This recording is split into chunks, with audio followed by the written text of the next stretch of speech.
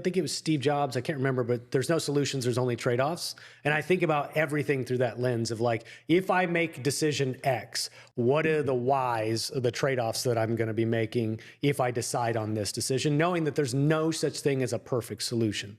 So talking about private equity's influence in the world of healthcare, there's obviously trade-offs that you've probably perceived from your vantage point. So let's talk about some of the good and the bad in that equation that you generally see. Sure.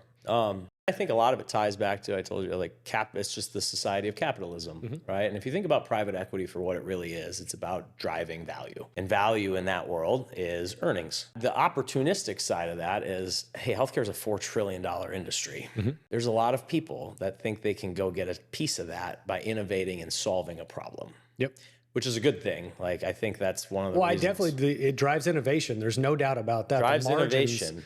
Create the opportunity. 100%. The downside, I think, is every business in America is about, for the most part, especially in that world, is about the money. And you're going to have innovations pop up that somebody will see in the private equity space and say, oh, I want to buy that and make the earnings bigger. If the rest of the world is charging $100 for something, I could charge $50.